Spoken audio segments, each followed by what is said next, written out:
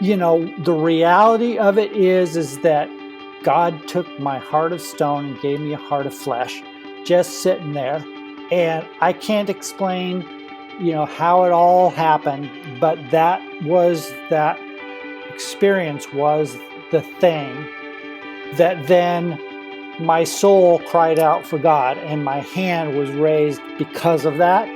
And so my journey from then on was trying to make that connection between what I knew happened in my heart and, the intellectual basis for that.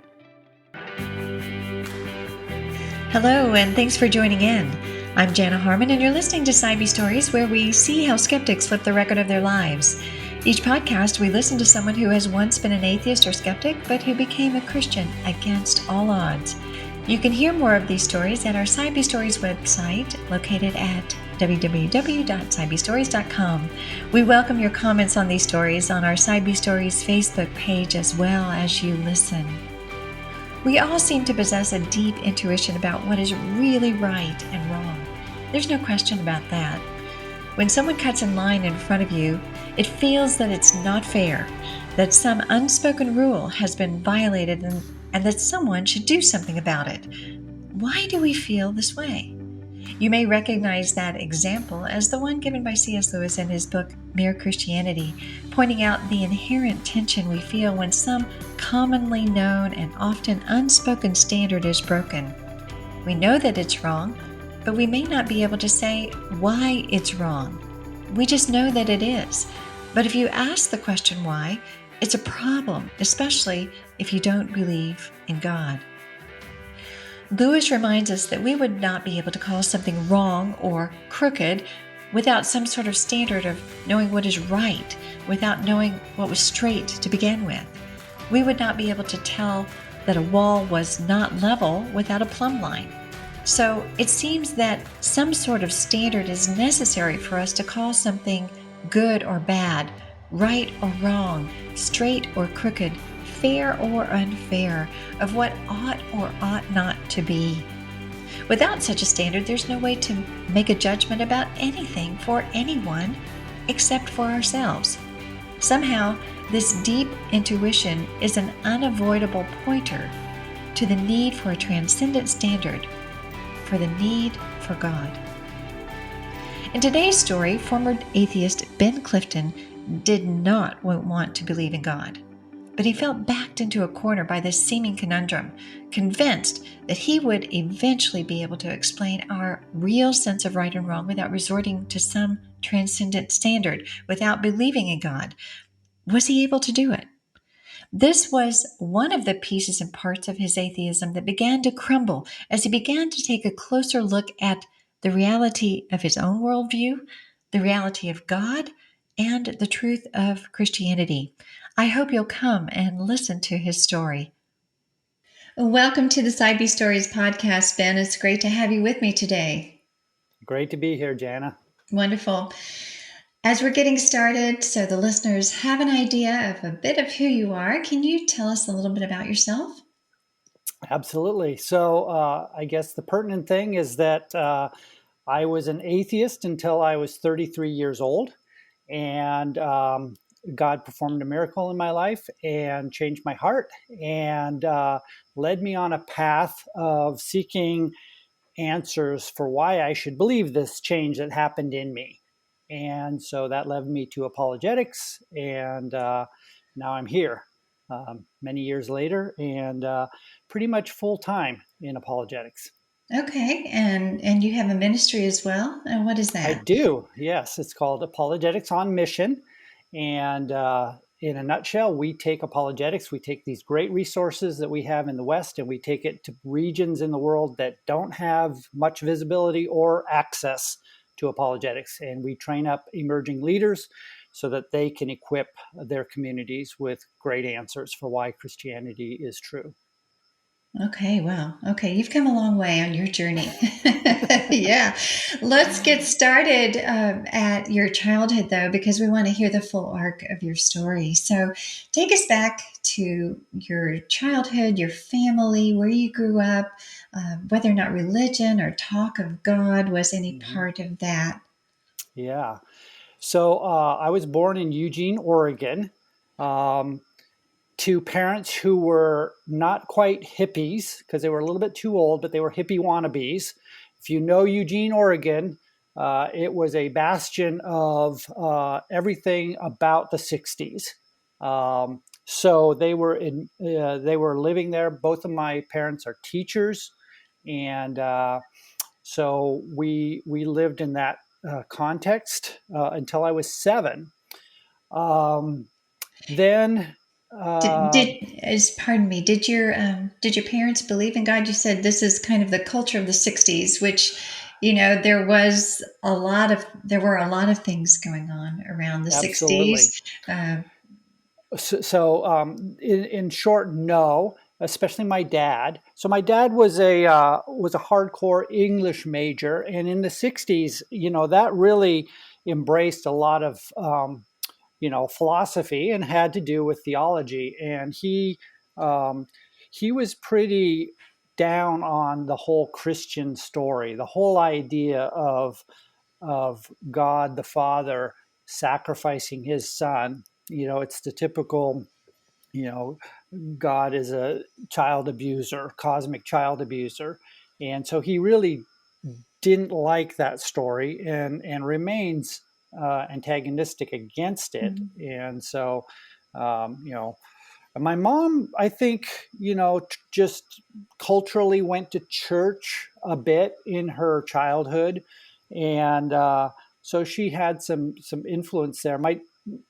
But none of them practiced any kind of religion. If anything, they my mom would embrace kind of a new agey, kind of back to Mother Nature kind of spiritual um, spiritual aspect to her life, but it really didn't manifest in a way that I saw much of.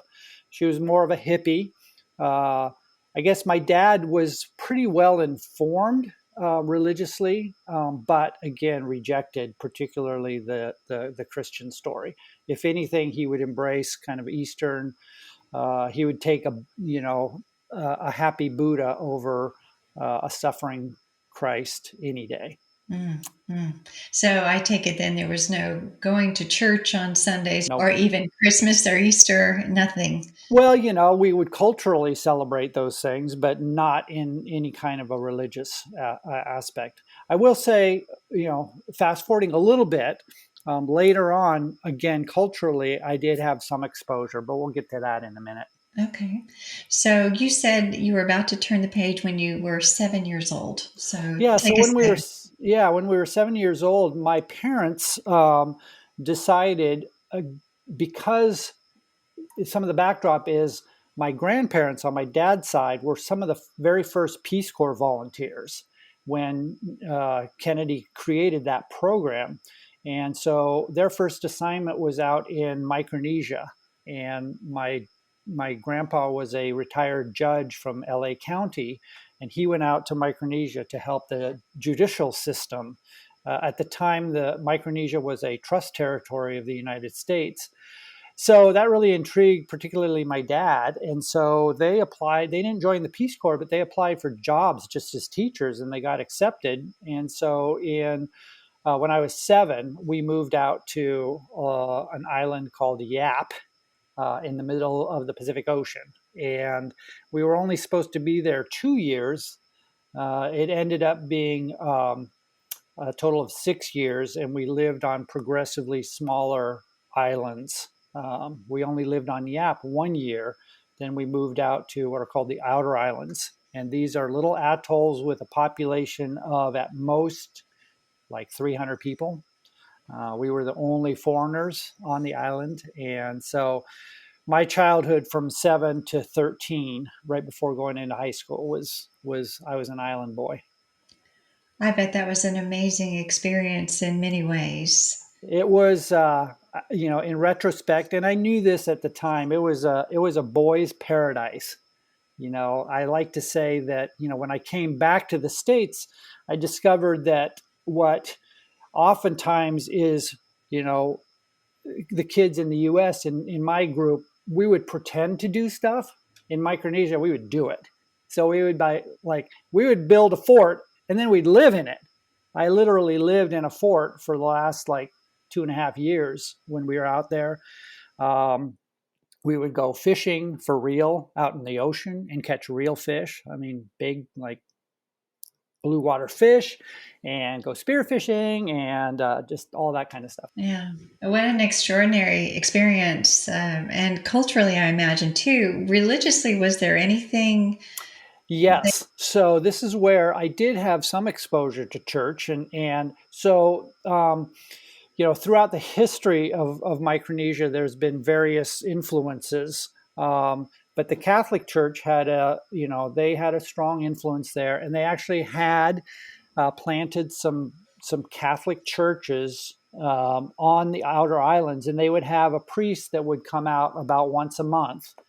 And it was kind of a weird, combination of, Catholicism and, any kind of traditional spirituality that the islands embraced.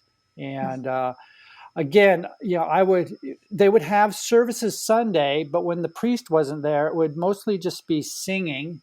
And yeah, that was about it that I can remember. There wasn't like sermons delivered. And even when the sermons were delivered, when the priest was there, it was always very, very short. So I don't know, honestly. And at that age, I really don't know how many people actually heard the true gospel in that context. But that was my idea of church, okay. Growing up. So you actually attended and Yeah, we did because yeah. everybody did. I Okay. mean, It the was entire island that's what you did on Sunday. okay. All right. So it was just kind of a ritual in a sense It was a that's a ritual, very community much so. ritual. So then Yes. you moved back to the States. I guess, is this when you went to Oregon or? So we moved back to Washington State, Okay. and again, my parents were following kind of the not quite hippie, but really back to earth, kind of back to Mother Nature. So we bought some property and ended up building a house, like literally with our own hands. We built our house outside of Port Townsend, Washington. And I got, that was a great experience for me because I learned how to do all that stuff. And I think it was formative in kind of setting my path to, ultimately engineering. So you moved to Washington and you're still in this very maybe vaguely spiritual, not religious home. That's right. Yeah. Very vaguely spiritual. At this point, there was almost, there was no religious activity. I would say the closest we got to is my parents decided to join a community choir. And so, of course, they would do seasonal things, and they would do like, they did the Messiah. And, so they performed the Messiah. And so I got exposed to that, but I never, until I was a Christian, I never made the connection of what the Messiah was, the piece of music. I never made the connection between that and the Christian story, which is like, wow, how did I miss that? And I guess I should clarify, it wasn't a church choir, it was a community choir. Oh, a community So choir. it was a Yes. secular, but they would perform, sacred music like the Messiah. So again, maybe that's a little bit of a reflection of the way, our home was, is that, it was completely secular, but culturally interweaving is hard to avoid. Maybe today it's easier to avoid bringing in that cultural aspect of Christianity. So, but long story short, I did not understand. I got to tell you this too. So, where does this start? At some point in my walk, this is before I was a Christian. I think it was even in Micronesia. My mom had a cassette recording of Jesus Christ Superstar, and so it was a big thing to have like one of those little cassette recorder things back there. So one of the few things that I was able to play was Jesus Christ Superstar. So, I kind of put that together with the Catholic Church, island service and listening to this. So a lot of my understanding of my false understanding of what Christianity was was that mishmash of Jesus Christ Superstar and Island Church, and my dad thinks God is, the Christian God is a moral monster, blah blah blah. So that was the mix that I was in. Yeah, that's quite a mix. Yeah.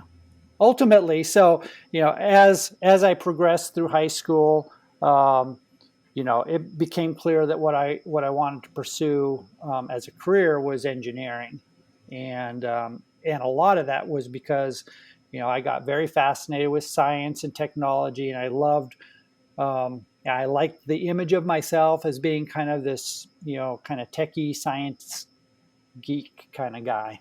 So that's what I ended up pursuing. And during that time, I'm sure the messages for you were a little bit confusing, especially if you have a father who has this antipathy towards Mm-hmm. Christianity, but yet Mm-hmm. singing sacred songs. Mm-hmm. What was your idea of what Christianity was? Was it something simply social? Did you have any contempt? Did you carry any of that from your father? Or was it just something that was there? Yeah, I wouldn't say I carried contempt. Maybe part of my, part of what I wanted to be is very tolerant. So I wanted to be like this techie. So in retrospect, it was a lot of arrogance. So it was like, oh, well, I'll tolerate these backward thinking people. But I know the truth. But it's like I want to be a nice guy, and I want to be very accommodating, and that's wonderful for you. I'm so glad. But honestly, Jana, I had no idea. I mean, you can live a long time of your life, even in the United States, and have no idea really what the Christian story is really about. You get a lot of cues from culture, like I said, Jesus Christ Superstar. You see Christmas, movies or whatever, Charlie Brown Christmas. So you get all this kind of influence, but if you don't go to a good church, and if you don't like go frequently and hear it over and over again and start putting the truth together, you can come away with really really ignorant views of what the Christian story and Christian truth is really all about. And that's honestly where I was. And so So, what I was dismissing was not true Christianity, because I had no idea what that was. so there were no what you would consider to be authentic Christians or references to Christianity in your world No, growing up. no. Okay.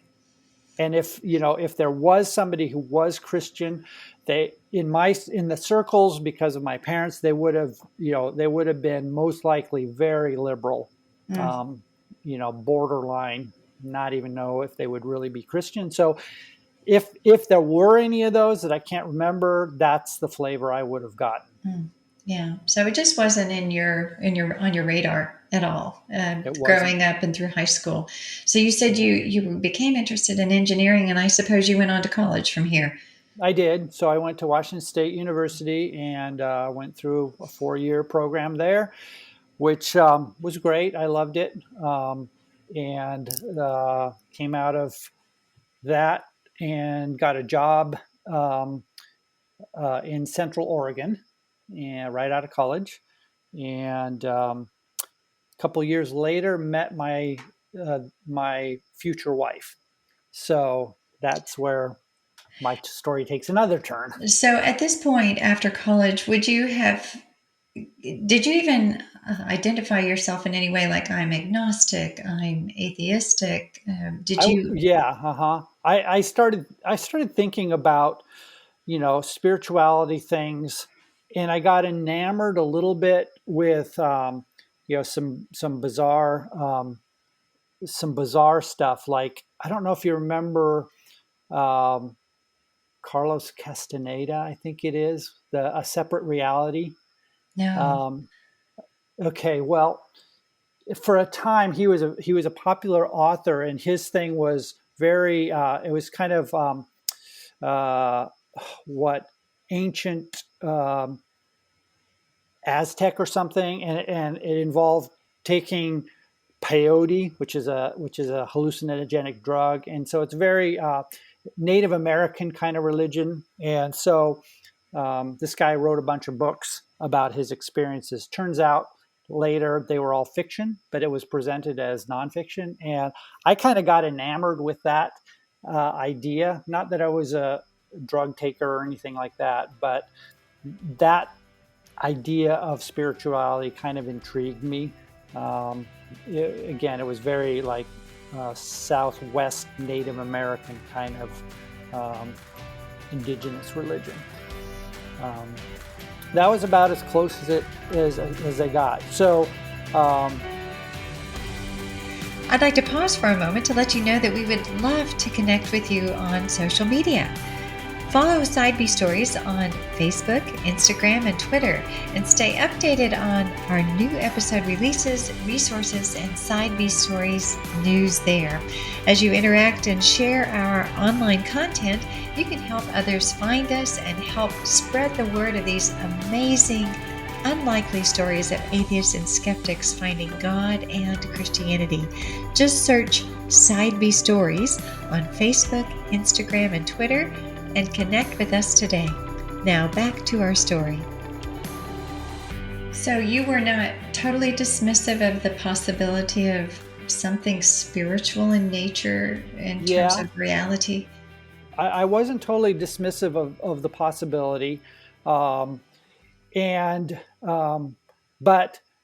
I definitely thought that the Christian story, what I understood of it, especially as it intersected with science, I thought was totally bunk, and did not jive with reality. So on that basis, the whole thing must be false. Okay. And I think I probably just osmosis-wise absorbed some of my dad's attitude towards it, and thought that it belonged in the realm of like backwards thinking. And I didn't want to be in that camp. I wanted to be in the modern, science has truth, and that's where I wanted to be. Okay. And before I leave college entirely, there was an experience there that impacted me only years later. So one of my good classmates became a Christian during his college experience. And his story involves a lot of struggle. So he struggled through college, but turned to Christ for comfort during those times. And so he invited me to his baptism. And so I went and I got to witness his baptism. And again, I had that attitude of, I'm a really, tolerant, understanding person. So you do your thing, Carrie, and I'm applauding what you're doing. I'm happy for you. I know it's not true, but I'm happy for you anyway.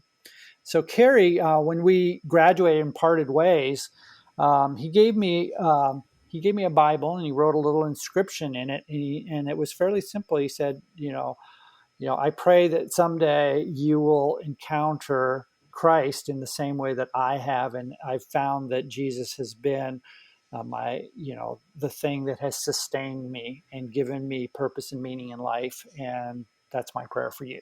So I squirreled that, away, and every well-informed person on their bookshelf should have a Bible, right? So that was my Bible. And okay, so now I'm a couple years out of college, and I meet this wonderful lady that was to become my wife. And so I discovered fairly soon that she was a Christian.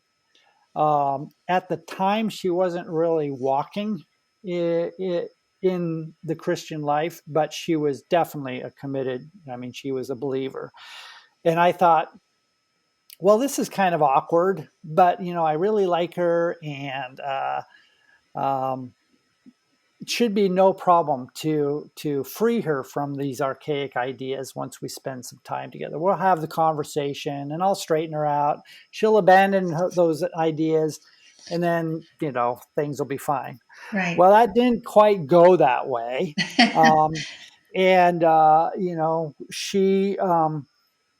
She held pretty strong to her faith. And in fact, she was pretty conflicted with the way we were, with our relationship and her relationship with Christ. And, but she really, we were in love, and she really felt like I was the guy. So she made some fairly timid attempts. She gave me a couple books. One was Mere Christianity, and the other one was a book called A Severe Mercy.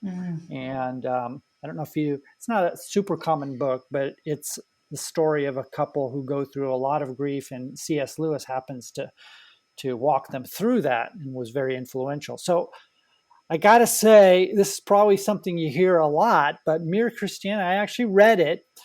And as Greg Koukl likes to say, boy, did that book put a stone in my shoe that I didn't want. So his argument from the reality of morals, so his version of the moral argument totally painted me into a corner that I didn't know how to escape. He predicted, as I'm reading, I can remember reading, he predicted all of my yeah, buts, and got to the end and I ran out of yeah, buts, and he nailed every one of them. And I was like, ooh, I'm going to put this book away. Right. So anyway, Ben, for those who are listening who are not familiar with Mere Christianity or the moral argument that C.S. Lewis makes, can you give us an abbreviated version, simple version? Sure. So Mere Christianity is by C.S. Lewis. It's probably aside from his fiction, it's probably the most well known of his writings, and it's been influential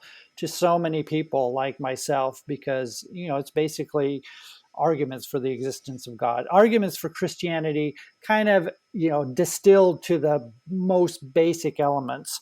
But one of the key arguments that he gives, and it's a very powerful argument, is the reality that there are these things called morals. There are these things that that are truly right and truly wrong. They're moral duties or moral values. They're obligations, and we know it, and we can't escape their reality. So the question is, how do we explain the existence of these moral duties and values? And when you think deeply about it, it is a compelling argument that there must be an authority, there must be a source that grounds, that provides the foundation to make those moral realities true. They're objectively true. And so that, of course, points to a moral lawgiver, which points to an aspect of who we call God. So there's many formulations of that. William Lane Craig does a great job. He always incorporates the moral argument in his list of arguments for God's existence. But the way C.S. Lewis formulates it, and I probably couldn't recite it again, but the way he presents it is it's wonderful because, like I say, it predicts everybody's objection, like myself as an atheist, and answers it before you raise it and lands you. My best description is like I'm going along and then I look and I'm painted into a corner. He's trapped me, and there's no place I can turn. So how did that make you feel when you felt like you were trapped in a corner? That it's hard to dismiss the moral argument or the argument of God, right? It made me feel like, this is uncomfortable because it's rocking my worldview. And whenever our worldview is challenged, that makes us feel uncomfortable. But I had faith that I'd figure it out. Mm-hmm. It's kind of like one of those puzzles. It's like, oh, that seems like a contradiction, but it's really a paradox, and I'll figure it out. I'll solve this someday. But today's not the day, so I kind of just ignored it. But again, that's why I love the description of it's a stone in your shoe, and you feel it whenever the topic comes up. So whenever the topic of anything spiritual came up to me, I was like, oh, I just I feel that stone. It's like my attention was just drawn directly to that argument, and it's like, it kept bugging me that, I still haven't solved this problem, and someday I got to solve it. So she was allowing you some space to read and to Yes. process and not to push, I presume, but you were open or willing in some regard to actually receive and, like you say, process the information with the confidence that you would defeat it in some way, but that wasn't. Yeah. Interestingly, my reaction was to not to her, but to myself, to go on the defensive. So I started reading more and more to affirm my atheistic worldview. Now, I wanted to know all about evolution, and I wanted to understand better, maybe what the Christian perspective was, so I could go and defeat their arguments. Right. So I was kind of like, this was all for my own personal, comfort, because I didn't like that C.S. Lewis argument. So I was going all around trying to fortify my own worldview against that, with the hopes that at some point I'd land on the perfect counter argument that would free me from C.S. Lewis's argument. So that was all happening. And then, we had kids, we got married, we had kids. And then my wife suffers from clinical depression, which thankfully she's pretty much been cured of. Wonderful. But for many years, she went through some tough times. And so she started going to church, and to make her happy, I would come with her. So I would accompany her, and went fairly faithfully to a medium-sized church. And what I discovered there is that, number one, the senior pastor there was like super people person, very loving. That, like, his peopleness just infused the whole congregation. So they were very loving and receptive of me. They knew that I wasn't a believer, but they still, they didn't care. They did care, but it wasn't like, oh, well, come back when you have cleaned up your act. It was very welcoming. And the teaching pastor, and then the subsequent pastor after that, these were actually, it sounds terrible now, but they were pretty smart men. And they rocked my, I had the intelligence of C.S. Lewis, but I hadn't intentionally known people who were in leadership and were expressing intellectually, like, really challenging stuff. And I was like, wow, these guys are like my professors at university. And I didn't know Christians were like that. And so it kind of started changing my attitude a little bit, like, okay, well, they're not all, idiots. Right. These guys seem pretty smart. And of course I got the gospel message preached all the time. So I sat there with my wife for like 4 years, I think. And it was a four-square church, and part of their tradition is at the end of every service, pretty much, they would have an invitation to receive Christ. And I would always, kind of have an attitude of, I'd peek a little bit to see who raised their hand. If somebody did raise their hand, I'd have an attitude internally of like, well, there goes another sucker. And I know it's terrible. Now that I think about it, I was really terrible. I was such a nice guy, but inside, I had a really nasty attitude that I'm embarrassed about. So one Sunday morning, there I am sitting in church, and there's the altar call, and it's like, it's not an audible voice from God, but it's a understanding in my soul that God is saying, hey, Ben, this is your day. You got to decide. This is, I am talking to you, and I'm sitting there feeling like, I just felt this weight of like, today is your day of decision. And, and so I raised my hand, and it was like, it's like, what? Whose hand is that? Is that really connected to my body? Um, Right, and right. so, uh, and people around me were kind of surprised too. It's like, whoa, was that, did Ben raise his hand? So anyway, very nice gentleman came and prayed with me. And, uh, that was my transformation. And, We're going to take a break for a moment from our story so that I can tell you about the C.S. Lewis Institute Fellows Program. This program is a 12-month discipleship course that focuses on monthly themes related to theology, spiritual formation, and apologetics. Through the structure of a strong curriculum, like-minded community, and a one-on-one mentorship, our fellows encounter a life-changing experience that develops them to grow deeper in their faith as disciples of Christ. The C.S. Lewis Institute is now accepting applications for this Fellows Program. It is offered in 15 different cities and is for Christians who are seeking to broaden their Christian education and deepen their personal faith.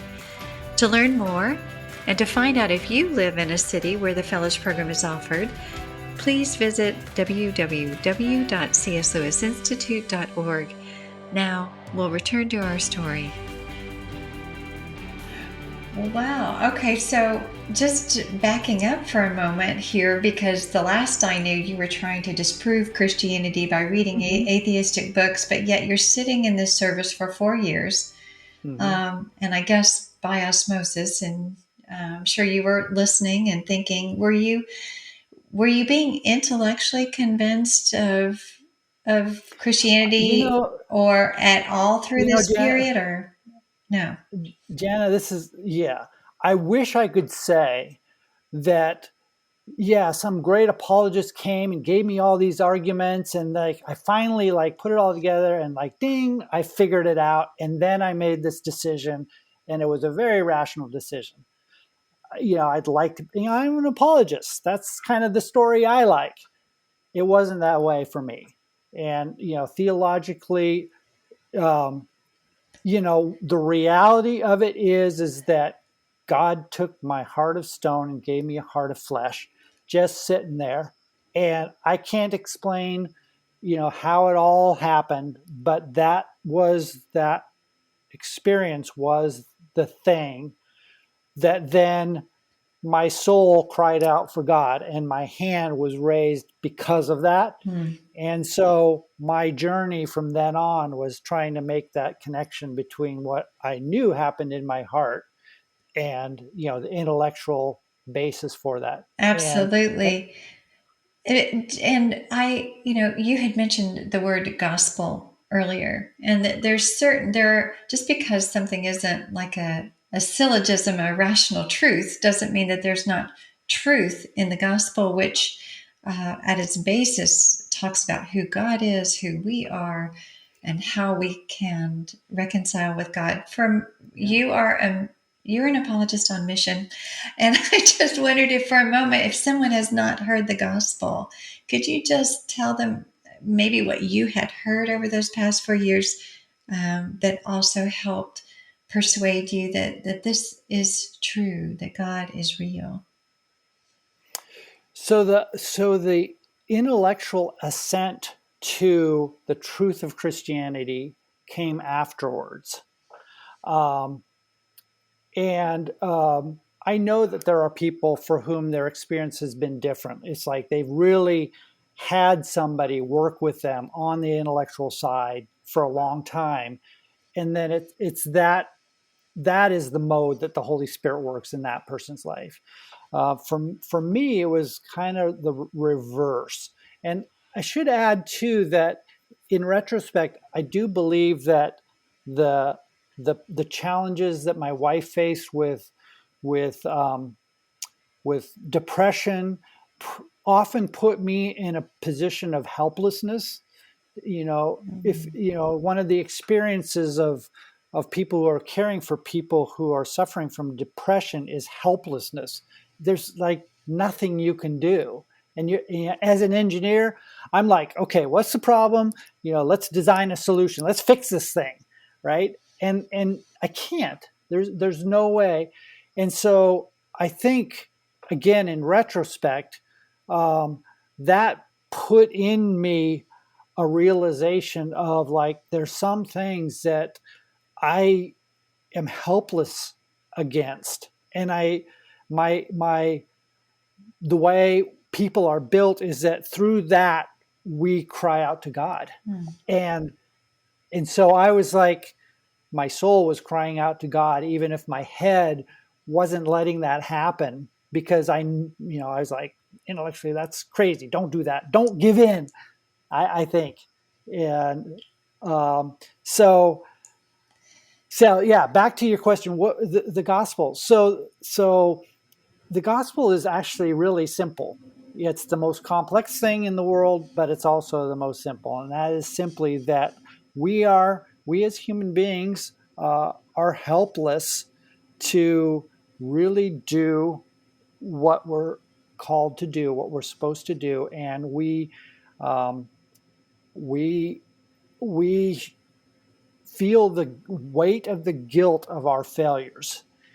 And we try to make that up by doing this and that good thing to try and atone for the things that we've done that are wrong. So, and we can never do it. We can never get there. We can never earn our way back from the things that we've done. And so we're hopeless. In ourselves, we're hopeless. But the good news, the gospel, is that unlike us, Jesus is God. He came in the flesh. He became a human being. And he, unlike us, did live a perfect life. And he took what we deserved, that is death, eternal death. And he said, he made a great trade. He said, I will trade my perfection for your imperfection. All you have to do is say yes. And I'm going to go to the cross. I'm going to die on your behalf. I'm going to take the penalty that is really supposed to be yours, and I'm going to take it on myself. I'm going to give myself up for you, Ben, for you, Jana, for anybody who places their faith in this reality. And it's free. It's a gift. You don't have to do anything. In fact, that's the whole point. You can't do anything. The only thing you can do is say, yep, I can't do it. And Jesus, you did. And my goodness, it's like, it's the best deal ever. Right. Why would anybody say no to that? Right. And the reason we say no to it is because we want to be in control. Mm-hmm. We want to say, actually, I am good enough. I can do this. Mm. And that's the root of all, that's pride, and that's the root of all sin. But the good news is that Jesus took on what we couldn't take on, and gives us eternal life, which is just unbelievable. Right. It starts here, but goes on for eternity. Right. It's funny. Your story is reminding me a little bit of, is it Carrie? Is that the name of your college friend who went in a moment of felt need and found the person of Christ and this sustainability of Christ. But and for you, it seems like that in a way is a parallel verse of, a parallel kind of action of feeling hopeless and helpless and yet finding Christ. Now, at the time that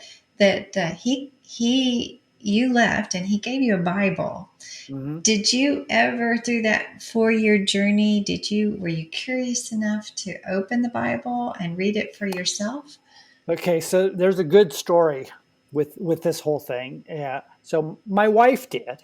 So my wife would say, "Hey, this is your Bible. Hey, wow, who's Carrie? What did you know?" And so there was some conversation around that, and my wife Joey said, you should read this maybe.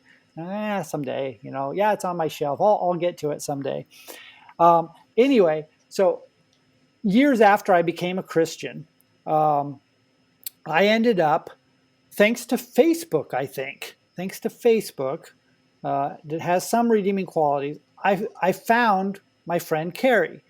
And this was probably maybe 15, maybe 20 years after college.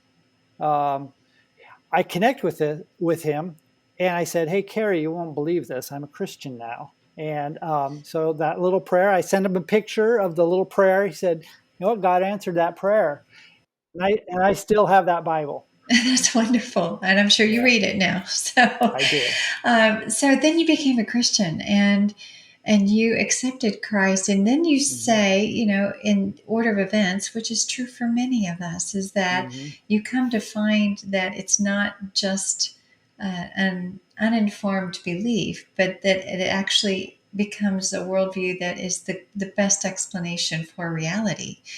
As compared to other worldviews, when you actually start looking at it. Why did you and how did you pursue this intellectual aspect of your faith? I'm sure many are. And how is it that I'm hearing skeptics saying, you just believed it, so you wanted it to be true, and then you found arguments to sustain your so-called faith. How would you respond to someone like that? Well, so again, my experience was a transformation of my heart and my soul, and then it was truly faith seeking understanding. So, and I didn't know really what any of this looked like. So I said, well, I'm going to go into a Christian bookstore now that I'm a Christian. I'm going to start learning about this thing. And some of my biggest intellectual hangups remained in the area of the sciences. Like, how do I integrate this understanding I have of the universe and Big Bang and evolution and all this stuff with what I've just embraced. And so I went to this local bookstore, and there at the bottom shelf, there was a book that, in retrospect, probably shouldn't have been in that bookstore. And it was called The Fingerprint of God, which is by Hugh Ross from an organization called Reasons to Believe. And so I opened this book, and I start reading it, and it's like, wow, this is by, an astrophysicist? Wow, he's like, at the time, he was still, I think, a practicing astrophysicist. He's got a PhD, and I start reading about cosmology. I go, what's this doing in a Christian bookstore, and how is this related to Christ? And so I started reading it. Turns out I had a business trip to Asia. It was like a 2-week-long business trip. So you got a long flight. So I get this book, and I know God providentially put that copy of that book there in that bookstore for me. And so there's another miracle. So I'm reading this book on the plane, and I'm just like, every page, my jaw is dropping, and I'm like, oh my gosh, he's like addressing all the issues that I had, and not only addressing them, but now taking all of the stuff that I had used like to disprove Christianity, he's turning it around on my face, and he's saying, oh, this actually points to God. And I'm like, you've got to be kidding, right? And I'm just loving this stuff.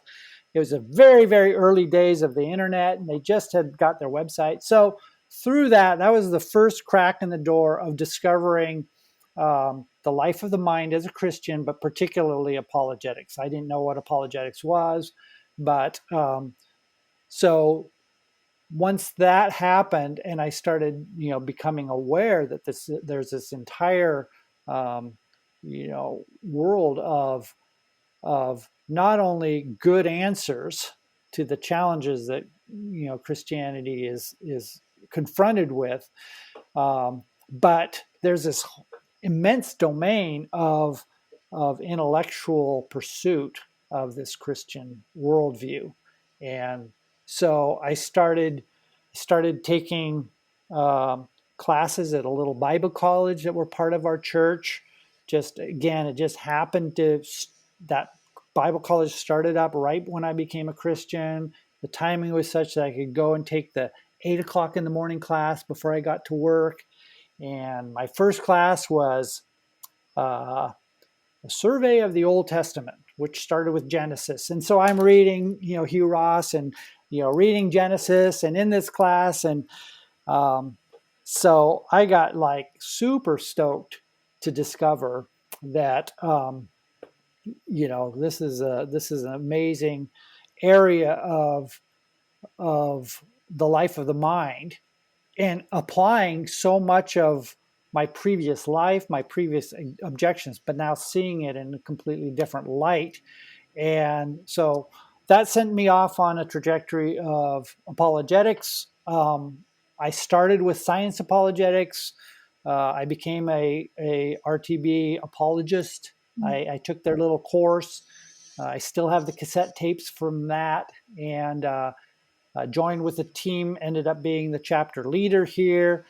So now I'm going to fast forward up to the present, and I continued to take classes at Cambridge Bible College, had opportunities beyond my qualifications to speak, to debate, to engage at a ministry level. So in 2008, I had the opportunity to fulfill what was a growing dream, which was to go to Biola and get my master's in apologetics. So I did that. It took me about 3.5 years. Awesome experience. Anybody listening, if you have the opportunity to go to Biola through that program, it's really life-changing. So I graduated from that in 2012. And all this time I'm working as an engineer, doing startup businesses, and having a great time doing that as well. But growing in my faith, and equipping myself with apologetics. Then in 2015, my wife and I decided it was a time for a change of churches, and we joined this little startup church called Missio Dei that turned out to be had been birthed out of a ministry called Eternal Impact. So I started getting engaged with Eternal Impact. Turns out that Eternal Impact would take teams of small missionary teams to East Africa. So after I was engaged with them for a while, I said, I better go on one of these to see what it's like. So I go, had no idea, no thought at all about apologetics being connected to that. And the ministry is not an apologetics ministry, it's more of a leadership development ministry. So I go there and I share my testimony out in the middle of, quote, nowhere in Western Uganda. Part of it is a little bit of what I've said about my conversion story and how apologetics then really played a role. And after the service, after my testimony, this young lady comes up to me and said, hey, Ben, you know what, you were talking about apologetics and especially your degree. I'm really interested in that. Someday I would like to pursue such a program. Right now I'm kind of busy. I'm completing my PhD in molecular biology, but later I would like to pursue a degree like yours. And I'm going, what? I mean, this is bad, but that was my reaction. It's like, how are you getting a PhD in molecular biology out here in the middle of nowhere? Oh, it turns out that she actually was. And her name is Monica. She features prominently in where I was awakened to, like, oh my gosh, these people, they might be interested in apologetics too. And so, then from her prompting, we got some students together, we talked a bit, and it's like, yeah, they were all for it. I said, wow, this is cool. I wonder what's going on. So long story short, I went back the next year and did a series of 4 apologetics conferences in Rwanda and Uganda, in different parts of Uganda, in churches and on campuses. And that was like, oh my gosh, this is awesome. I got to do this more. So then I went back in 2019.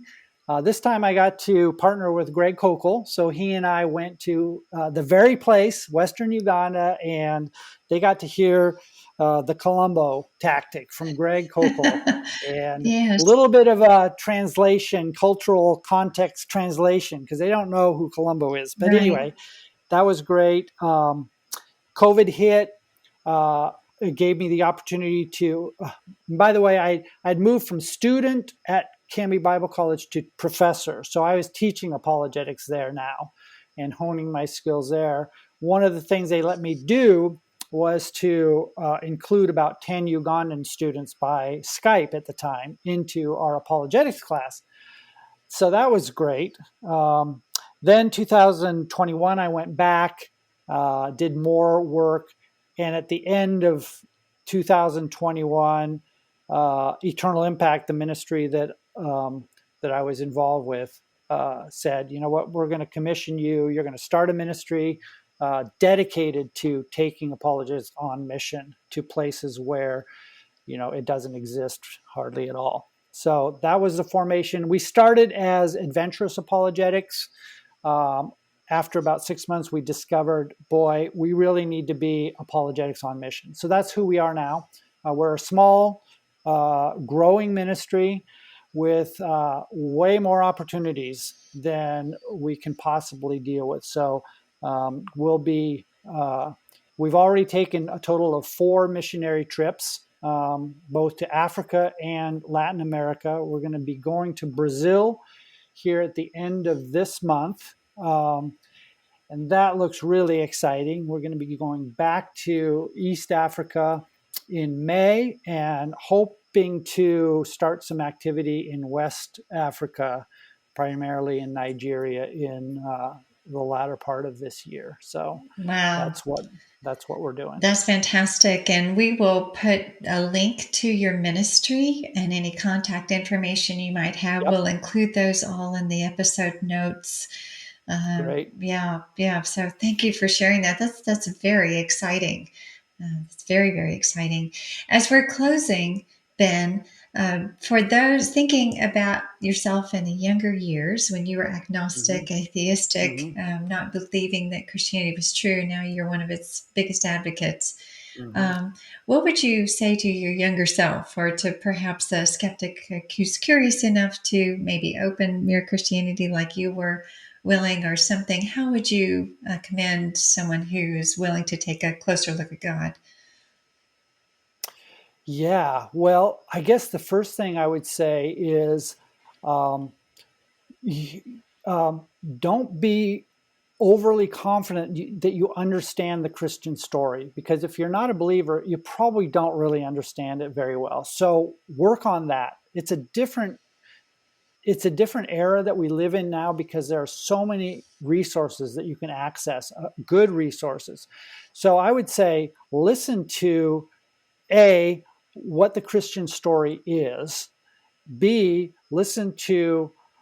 spend 20 minutes listening to, like, say, William Lane Craig in one of his debates, his 20-minute preamble. He'll give you 5 super solid arguments for the existence of the Christian God right there. Spend 20 minutes.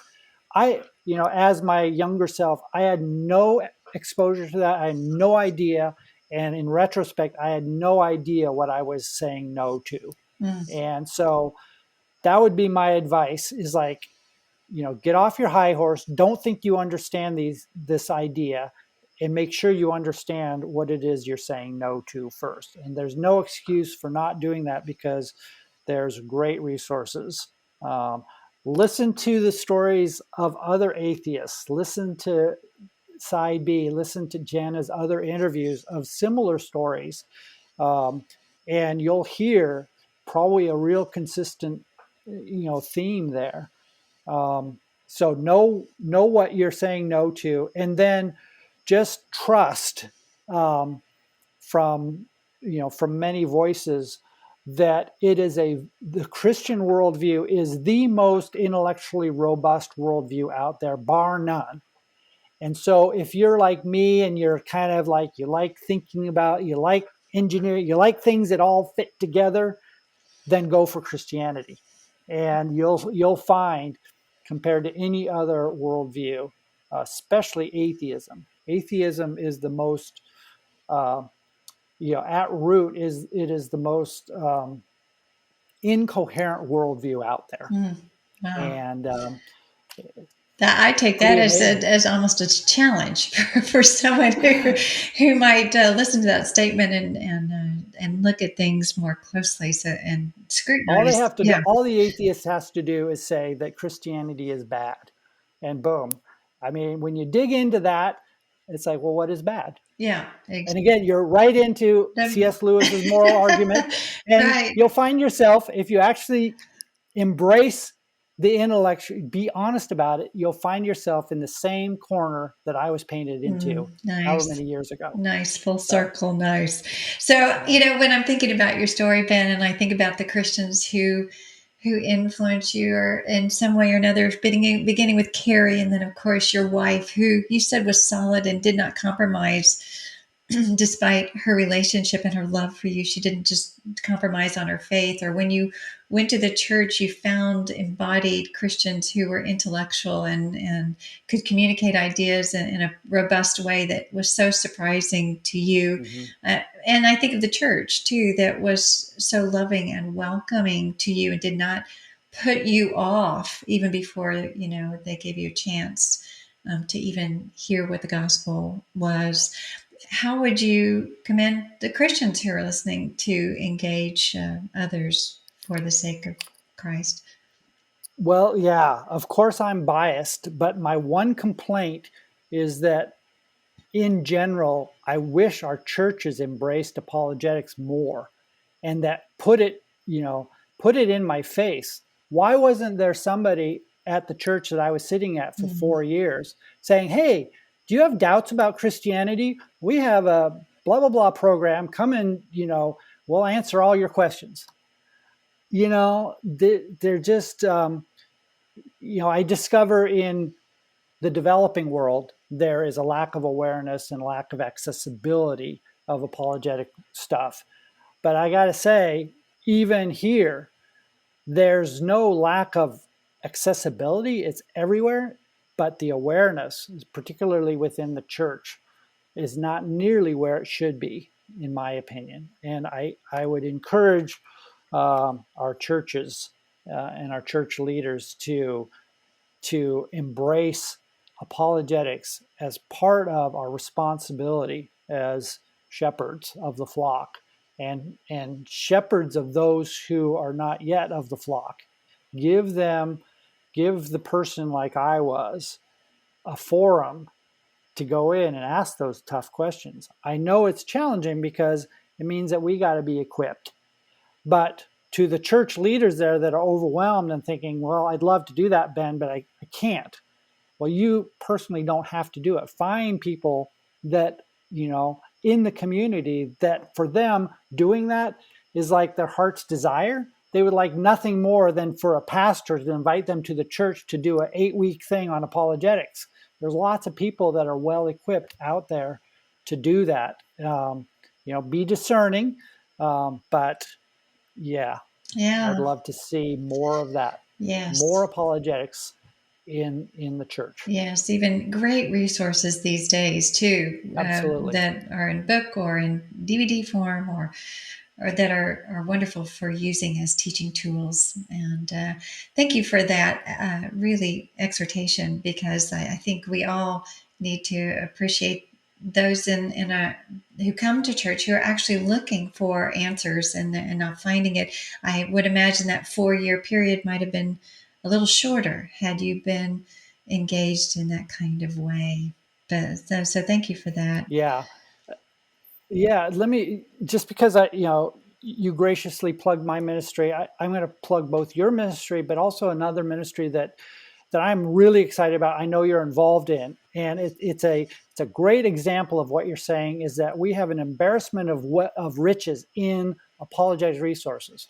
Women in apologetics, my goodness, I don't know how old that is, but it's like 5 years old, and you guys, those ladies are going gangbusters, and that's just a wonderful example of, like, boy, there's no excuse to not get informed on the Christian worldview, to get informed on the answers to the challenges. And so everywhere we turn, we've got great resources to grow from. Right. And we'll include, again, all of the things that you've mentioned and maybe even more so in our episode notes too.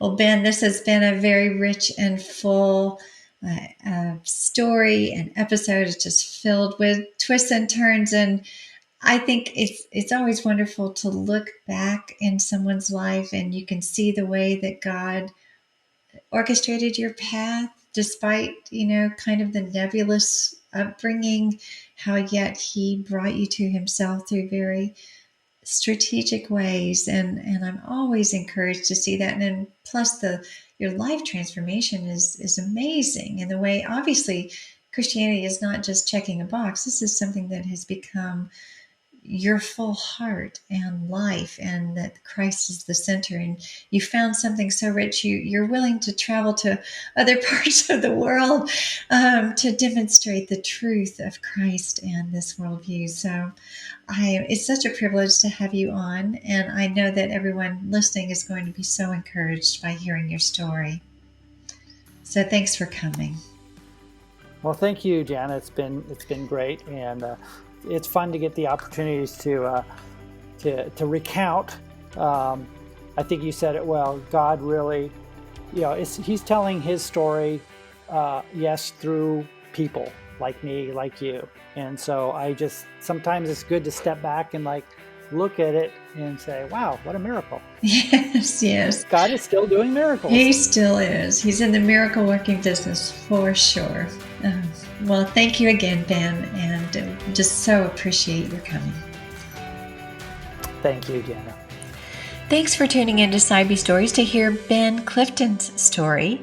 You can find more about Ben, his ministry Apologetics on Mission, and the resources he recommended in this episode in the episode notes. For questions and feedback about this episode, you can contact me through our website at www.sidebestories.com. Also, if you're a skeptic or atheist who would like to connect with a former atheist with questions, please contact us on our Side Stories website and we'll get you connected. I hope you enjoyed it, that you'll follow, rate, review, and share this podcast with your friends and social network. In the meantime, I'll be looking forward to seeing you next time, where we'll see how another skeptic flips the record of their life.